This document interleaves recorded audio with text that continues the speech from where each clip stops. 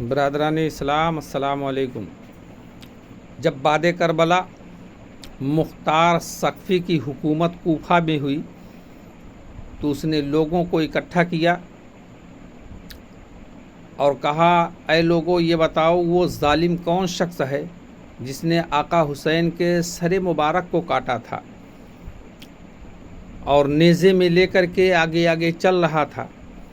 سپاہیوں نے بتایا کہ اس کا نام خولی بن یزید ہے۔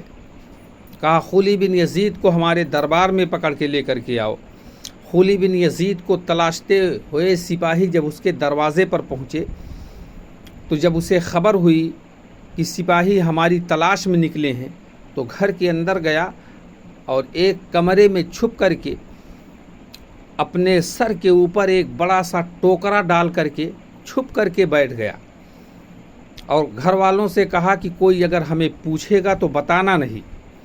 آخرکار جب سپاہی اس کے دروازے پر پہنچے اس کی بیوی سے پوچھتے ہیں کہ یہ بتاؤ کہ خولی بن یزید کہاں ہے۔ بیوی نیک تھی، بیوی محب اہل بیت تھی، بیوی سرکار سے محبت کیا کرتی تھی اور جس دن سے وہ سنا تھا کہ نواسے رسول کا سر اس نے کاٹا ہے اسی دن سے وہ اپنے شوہر سے دشمنی کیا کرتی تھی، اپنے شوہر سے وہ حسد کیا کرتی تھی۔ آخرکار اس نے زبان سے تو کہہ دیا کہ وہ گھر میں نہیں ہے، لیکن ہاتھ کے اشارے سے اس نے بتا دیا کہ اسی کمرے میں وہ ٹوکرے کے نیچے چھپا ہوا ہے۔ آخرکار وہ سپاہی جب قریب گئے اور ٹوکرے کو جب ہٹایا تو دیکھا اسی کے نیچے چھپا ہوا تھا۔ کہا کہ اے ظالم، تو کتنا بڑا ظالم ہے، نواسے رسول کا سر کاٹ کر کے نیزے میں لگا کر کے پورے کوفہ میں اعلان کر رہا تھا کہ نواسے رسول کا سر ہم نے کاٹا ہے۔ چل آج تجھے مختار سقفی بلا رہا ہے۔ آخرکار اس نے کہا، اے لوگوں ہمیں وہاں لے کر کے نہ چلو، ہمارے پاس جو بھی مال و دولت ہے اسے لے لو لیکن آج ہمیں چھوڑ دو۔ آخرکار سپاہیوں نے کہا، یہ بتاؤ وہ تمہارا دین و درہم کہاں گیا، وہ تمہاری حکومت کہاں گئی جس کی لالچ میں نواسے رسول کا خون بہایا ہے، وہ تیرا دین و درہم تیری حکومت کہاں ہے جس کی لالچ میں تو نے نواسے رسول کا سر کاٹا ہے۔ اس نے کہا کہ ہم کو جو بھی دین و درہم ملا ہے، جو بھی مال و دولت ملا ہے ہم سے سب لے لو لیکن ہمیں چھوڑ دو۔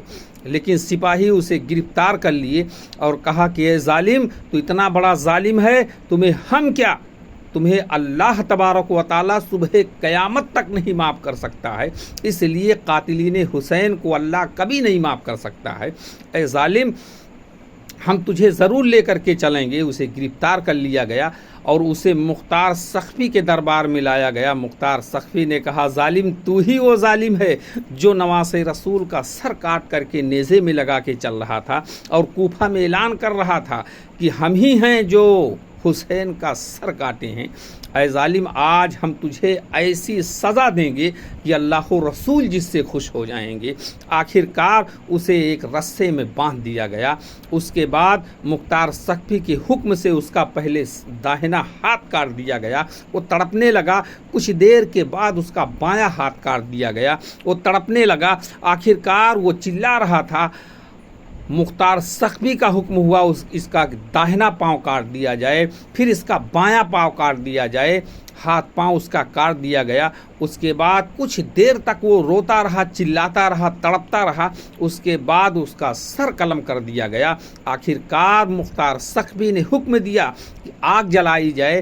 آگ جلانے کے پاس اس ظالم کا کٹا ہوا ہاتھ، پاؤں، سر اور اس کا جسم اسی جلتی ہوئی آگ کے حوالے کر دیا گیا اور وہ پھنار ہو گیا۔ اللہ تبارک و تعالیٰ ارشاد فرماتا ہے، ظالموں ان قریب تمہیں ظلم کی سزا ضرور ملے گی، ظلم کی سزا ضرور ملے گی۔ تمہیں معلوم نہیں ہے، کٹ کر بھی بلندی پہ رہا سر حسین کا، کٹ کر بھی بلندی پہ رہا سر حسین کا، باقی ہے ظالموں ابھی اصغر حسین کا، کٹ کر بھی بلندی پہ رہا سر حسین کا، کوئی نہیں جہاں میں ہے ہم سر حسین کا، کوئی نہیں جہاں میں ہے ہم سر حسین کا۔